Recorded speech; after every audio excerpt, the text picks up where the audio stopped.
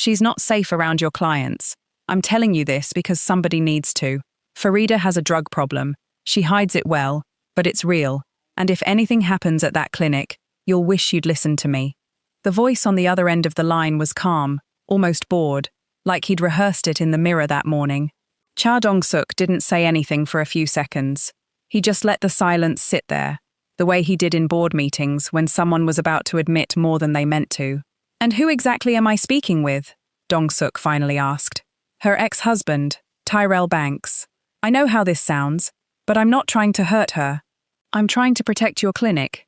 Dong-suk reached over and pressed the small red button on his desk phone, the one that started recording every call that came through his direct line. It wasn't something he did often, but something about this call felt like it needed a record. "Go on," he said.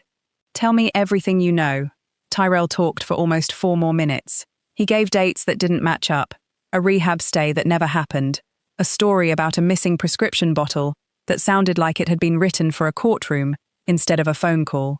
Dong-suk wrote nothing down. He just listened, the way he listened to people who were lying to him in negotiations, watching for the cracks. When the call ended, Dong-suk sat back in his chair and looked out at the Seoul skyline through his office window, lights stacking on top of each other, in the dark like something built in a hurry. He thought about the woman whose file was sitting open on his desk. Farida Clark, a counselor from Memphis, with a record of turning around some of the hardest addiction cases in the southern United States. He had read her case notes twice before this call. He was going to read them a 3rd time now. "Sweethearts, tell me what you think so far. I'm always curious to hear your thoughts and reactions. And if you're enjoying the story, don't forget to like and subscribe for more." Farida didn't know any of this had happened. She was 3,000 miles away, sitting on the floor of her half-packed apartment in Memphis, surrounded by boxes she hadn't bothered labeling because she figured she'd remember what was in them. She wouldn't. She never did. But that wasn't what was on her mind that night. She was thinking about her mother. Her mother had been clean for 6 years now, and Farida still checked on her every single day, still flinched a little every time her phone rang at an odd hour, still carried the years she spent as a teenager searching motel parking lots at 2 in the morning, because nobody else in the family would go look. That was the reason she became a counselor in the first place. Not because she read it in a book somewhere, because she lived it, in real time, with no warning and no manual. She'd built her whole career on being the person who didn't look away, and now she was about to take that career to Seoul, to a private wellness fellowship she had fought hard to get. One that didn't usually take people who looked like her, talked like her, or came from where she came from. She didn't know her ex-husband had made a call that could end it before she even landed. Tyrell had never forgiven her for leaving. Not because he loved her the way he claimed. He hated that she left successfully. She built a life without him, and made it look easy, and a part of him had been waiting for years for the moment she'd fall, so he could say he always knew she would. He found out about the Seoul Fellowship through a mutual friend who still followed her online. It took him 2 days to find the clinic's number. It took him 4 minutes on the phone to try to take it all away. Dong-suk didn't sleep much that night. He kept replaying the recording, not because he doubted himself, but because something about the call didn't sit right. People who were telling the truth about something painful usually struggled to get the words out. This man had no trouble at all. He spoke like someone reading a script he'd written in advance, polished in places where real grief usually came out rough. At 6 in the morning, Dong-suk called his assistant, Han Ji-yeon, into his office. "I need everything we have on Farida Clark before she lands," he said. "Not just her resume. Everything." Ji-yeon looked at him carefully. She had worked for him long enough to know when something had shifted. "Is there a problem with her file?" "No," Dong-suk said. "There's a problem with the man who called about her." By the time Farida's plane touched down at Incheon the next afternoon, exhausted and nervous in a way she hadn't let herself admit out loud, Dong-suk already knew 3 things. He knew Tyrell had filed for bankruptcy 8 months earlier. He knew Tyrell had been quietly asking people in Memphis about Farida's new job for weeks before he ever called the clinic. And he knew, without yet knowing why, that he wasn't going to let a stranger's voice on a phone decide who Farida Clark was before he'd even met her. Farida walked into the clinic 2 days later, expecting an orientation packet and a tour. What she got instead was a closed-door meeting with the CEO of the entire company. No warning, no explanation, just a message from the front desk saying Mr. Cha wanted to see her before she started anything else. She sat in the waiting area outside his office, going through every possible reason in her head. Maybe her paperwork was wrong. Maybe the fellowship had been cut. Maybe somebody back home had said something. She didn't let herself land on that last thought for too long. When she walked in, Dong-suk stood up from his desk, which surprised her. Most men in his position didn't bother. "Ms. Clark," he said, "thank you for coming in early." "You make it sound like I had a choice," she said, and immediately wondered if that was too much for a first meeting with the man who funded half the wellness programs in the building. But he almost smiled. "You did have a choice," he said. "You could have ignored the message and gone straight to your dormitory. Most people would have." "I'm not most people." "I'm aware," he said. "That's actually why we're having this conversation." He didn't sit back down right away. He walked to the window instead, hands in his pockets, and for a second she thought he was stalling, because he didn't know how to say whatever he needed to say. "I received a call 2 nights ago," he said, "from a man named Tyrell Banks. He told me you have a drug problem and that you shouldn't be allowed near vulnerable clients." The room went quiet in a way Farida felt in her chest. She had expected a lot of things walking into Seoul. She had not expected her ex-husband's voice to follow her across an ocean and land in this office before she'd even hung up her coat. "That's not true," she said, steady, no shake in it. "None of that is true." "I know," Dong-suk said. "You know?" She tilted her head. "You don't know me. You read a file." "I read your file twice before he ever called," Dong-suk said. "I read it a third time after. Nothing in it matches what he said. The dates don't line up with anything in your employment history. The rehab stay he mentioned doesn't exist in any record we could find, and we looked." He paused. "I also recorded the call." Farida sat back slowly. Part of her wanted to be relieved. A bigger part of her wanted to know why a stranger in Seoul cared enough to dig that deep into a lie about a woman he'd never met. "Why would you do all that?" she asked. "You could have just pulled the offer and saved yourself the trouble." "Because I've seen what happens when someone's reputation gets destroyed by a story that isn't true," Dong-suk said. And something in his voice told her this wasn't the first time. "I wasn't going to be the reason it happened to you too." She studied him for a long moment. He didn't look away from her, the way men usually did when they were uncomfortable with a black woman holding eye contact a beat too long. He just stood there, calm, letting her take her time deciding whether or not to trust him. "So I still have the job," she said. "You never lost it. Then why tell me about the call at all? You could have just let it go, and let me start tomorrow none the wiser." Dong-suk considered that question longer than she expected. "Because you deserve to know what was said about you," he said. "Even if it was a lie. Especially because it was a lie. It was the most honest thing anyone had said to her in months, and it caught her off guard more than the accusation itself had. She left that meeting with the job intact, her pride a little bruised, and a strange, unfamiliar feeling she didn't have a name for yet. She told herself it was relief. It wasn't only that. What she didn't know, walking out of that office, was that Dong-suk had requested her file from Human Resources 3 weeks before Tyrell's call ever came in. He had read about a case she handled in Memphis, a young man nobody else could reach, and something about the way she described her approach to addiction, not as a moral failure, but as an unfinished conversation with pain, had stayed with him longer than he wanted to admit. He had asked for her by name before he had any reason to defend her. He just hadn't told her that part yet. The first 2 weeks moved fast. Farida threw herself into the clinic the way she threw herself into everything, full speed, no half measures. She had a gift for making people laugh in the middle of their worst moments, the kind of laugh that cracked just enough room open for honesty to slide through. The staff noticed it almost immediately. Han Ji-yeon, who ran the place with quiet precision, found herself looking forward to their hallway conversations more than she expected to. "You're going to be a problem," Ji-yeon told her one afternoon, only half joking. "I get that a lot," Farida said. "Usually right before someone tells me how much they actually needed me to say what I just said." Ji-yeon laughed despite herself. She had worked at the clinic for 6 years and rarely warmed up to anyone that fast. But there was something about Farida that made people forget to be careful around her, in the good way. Farida noticed something else, though.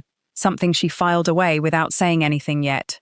There was a young intern named Hana, who never ate lunch with the others, who flinched whenever Dong-suk walked through the wing, and who had a file that 2 senior staff members kept locked, instead of in the shared system like everyone else's.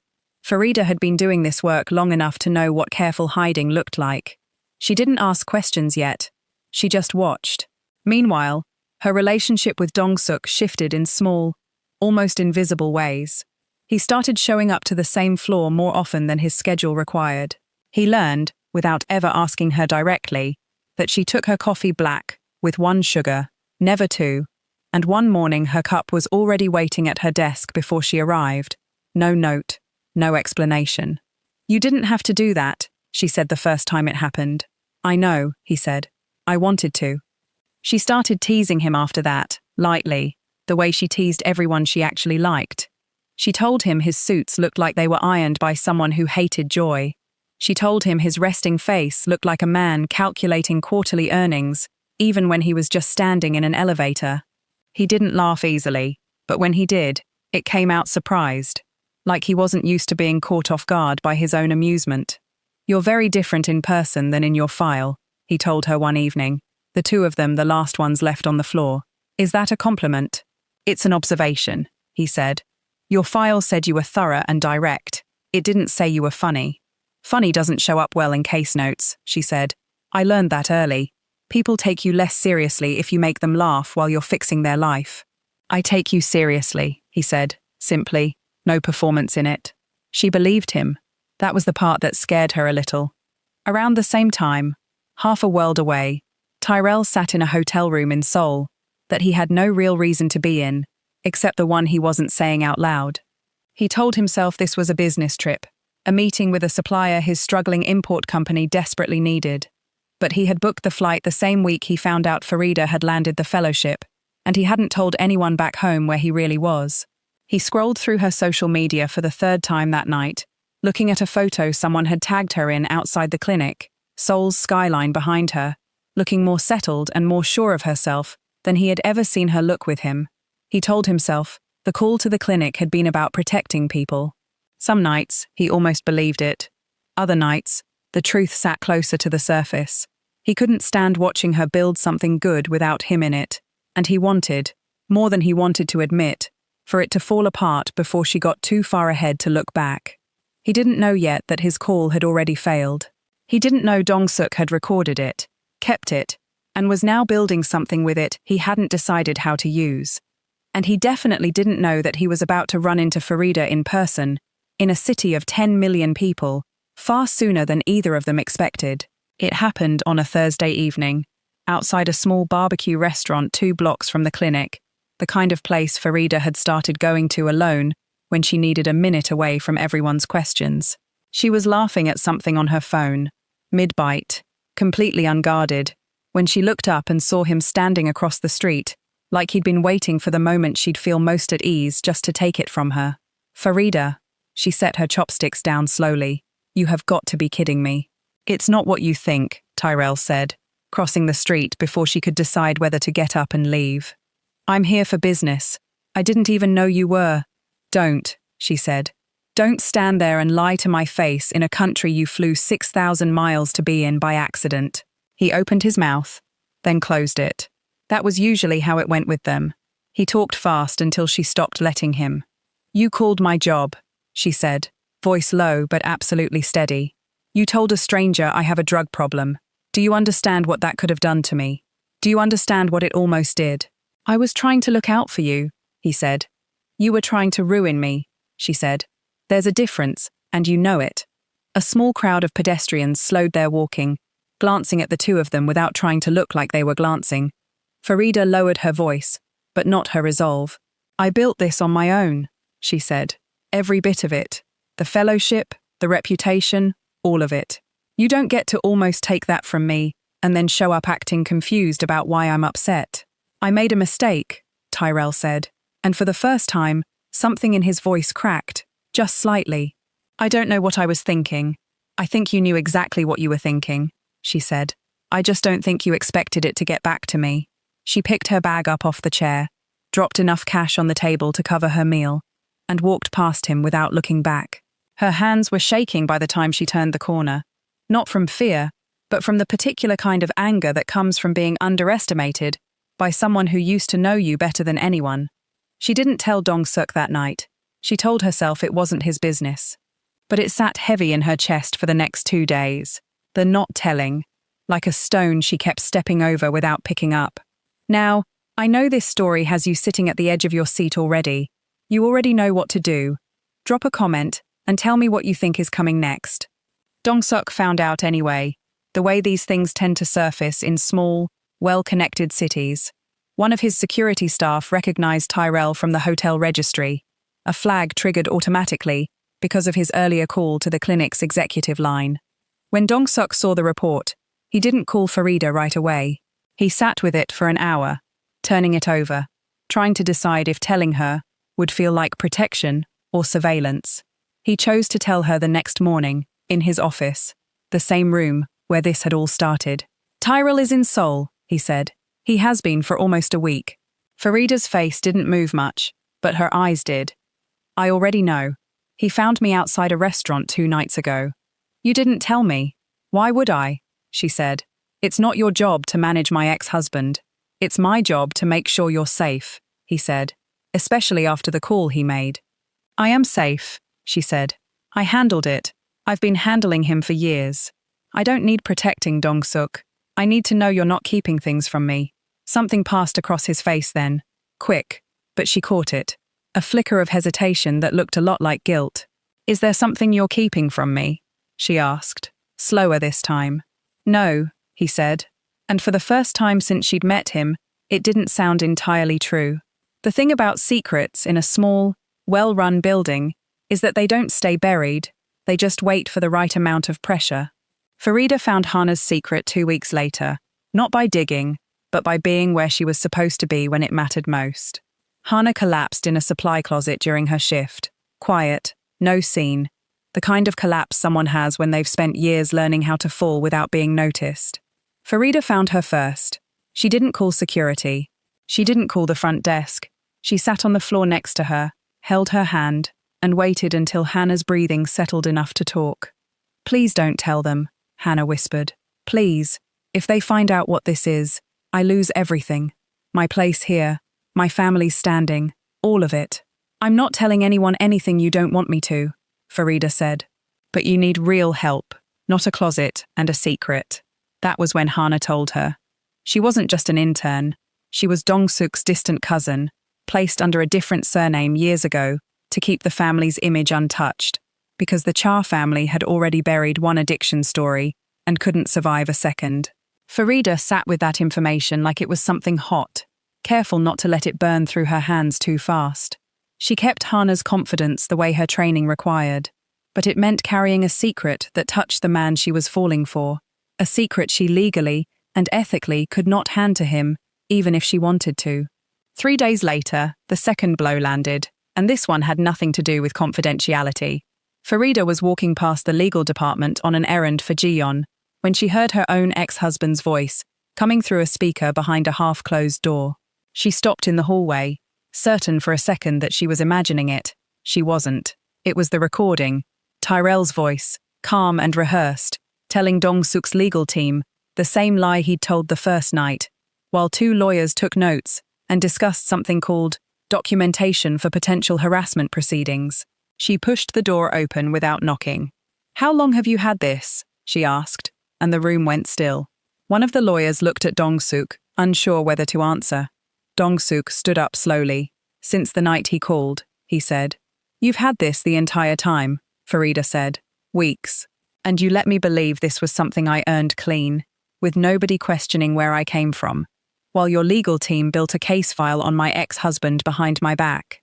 I was protecting you, Dong-suk said. You were managing me, she said. Those aren't the same thing. I didn't know how to tell you without it sounding like I doubted you, he said. I recorded it because something felt wrong the moment he called. I kept it because I thought it might matter someday. I should have told you sooner. I know that now. Sooner, she repeated. Dong-suk, I found out by accident, standing in a hallway, hearing my own life discussed, like evidence in a meeting I wasn't invited to. He didn't have a clean answer for that, because there wasn't one. The truth sat plainly between them. His intentions had been good, and the impact had still hurt her. "I need to think," she said, quieter now, the anger settling into something heavier. "About all of it. The recording. The fact that you've been protecting me, without ever once asking if I wanted to be protected that way." She walked out before he could respond, and for the first time since she'd arrived in Seoul, she felt the ground under her feel less certain than it had the day she landed. The days after that conversation were quiet in the worst way. Farida still showed up, still did her job with the same precision and warmth her clients depended on. But something had closed off in her that hadn't been closed before. Dong-suk noticed. He didn't push. He gave her the space she clearly needed, even though every part of him wanted to fix what he'd broken. The company gala happened 9 days later, an event Farida almost skipped, until Ji-yeon convinced her that disappearing entirely would only make the office gossip worse. She went, stood near the back of the room, polite and composed, watching Dong-suk work the floor, with the kind of practiced calm that came from a lifetime of being watched. It was Dong-hyun, his older brother, who broke first. Farida saw it before most of the room did, the slight slur in his words, the unsteady hand reaching for another drink he didn't need, the way his laugh came a beat too loud and too long after a joke that wasn't that funny. She had counseled him quietly for the past month, sessions arranged in secret through Ji-yeon, sessions Dong-suk didn't know about, because Dong-hyun begged her not to tell him. It happened fast. Dong-hyun knocked into a server's tray near the center of the room, glasses shattering against the marble, and in the silence that followed, he said something loud and slurred about how nobody in this family ever let anyone actually fall apart in peace. A photographer near the entrance, there for the official event coverage, caught the whole thing on camera before security could clear the room.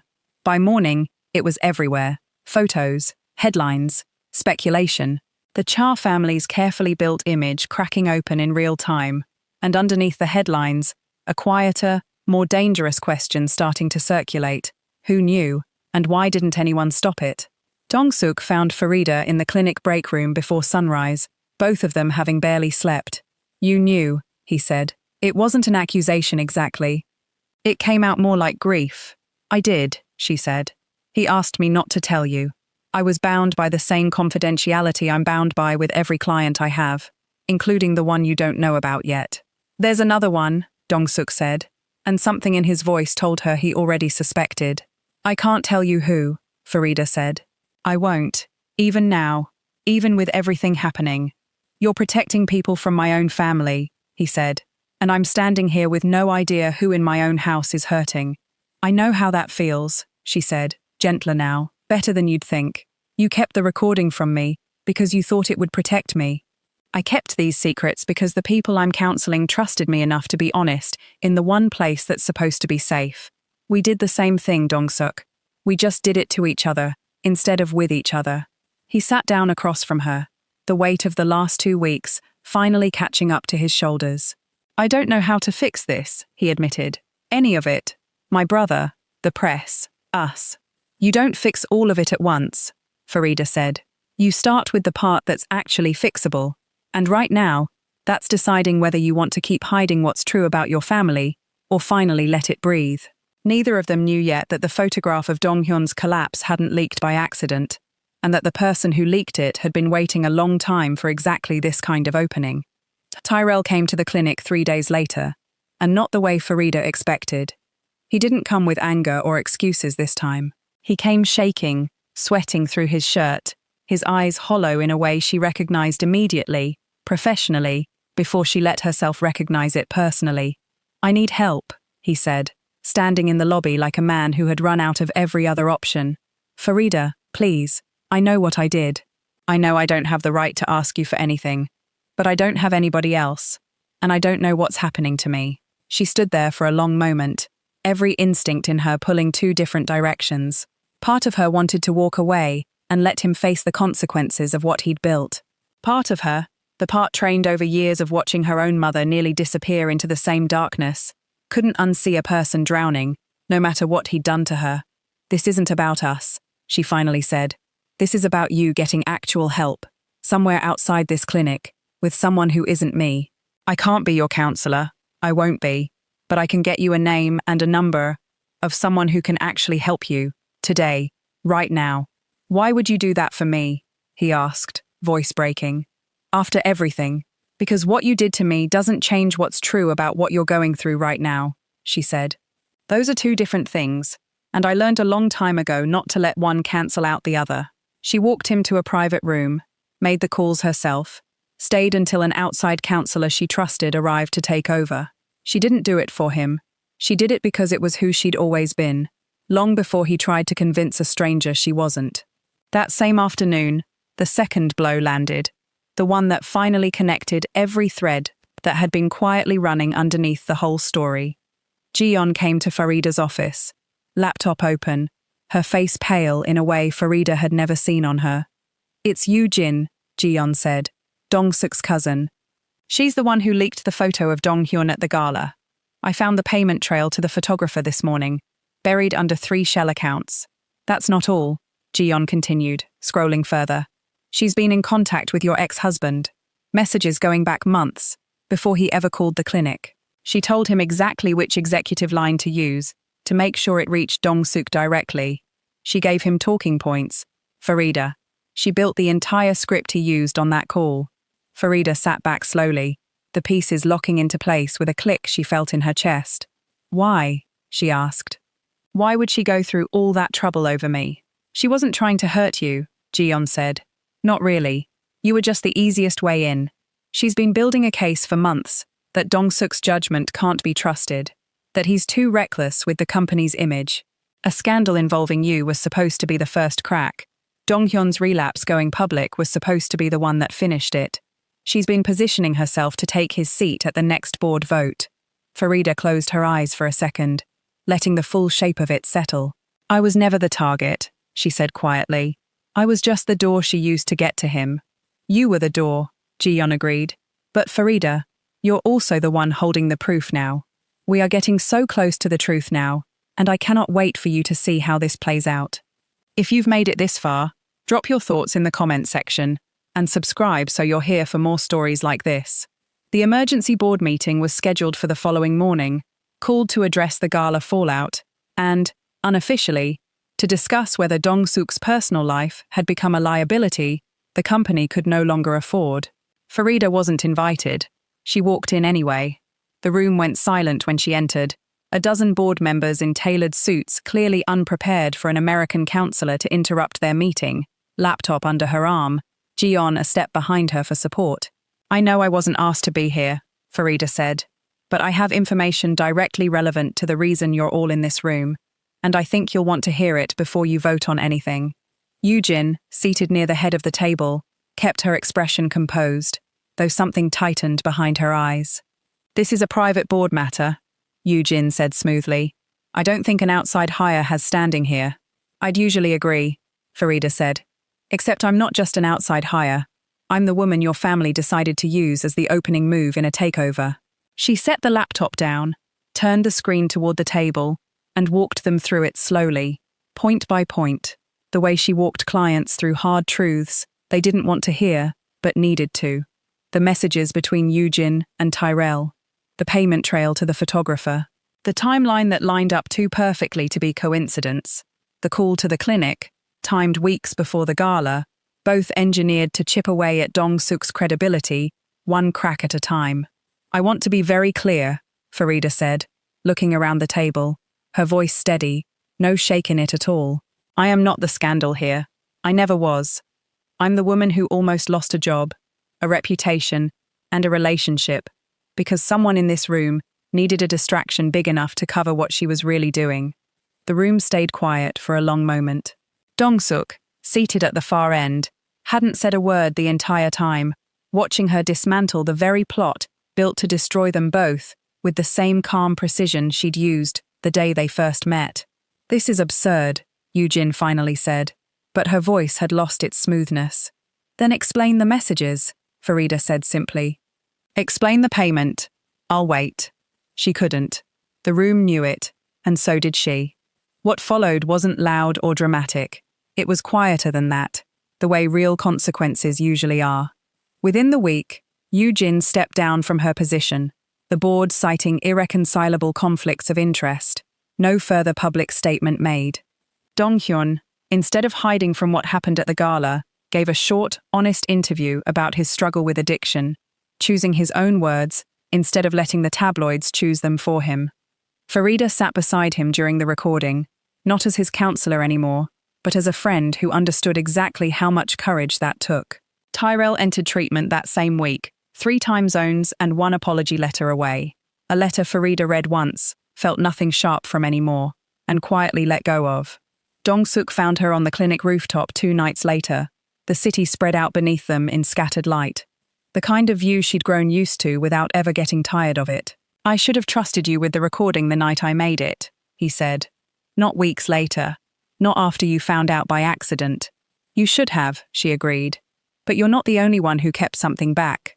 I held secrets too, ones that touched you and your family, and I couldn't tell you even when it hurt to carry them alone." "So where does that leave us?" he asked. "Honestly," she said, "it leaves us exactly where 2 people end up when they've actually been honest with each other. Messy, a little bruised, but still standing here, on this roof, instead of walking away." He reached for her hand, and this time there was nothing hidden behind it. No recording, no secret, no calculation. "I didn't fall for you despite all of this," he said quietly.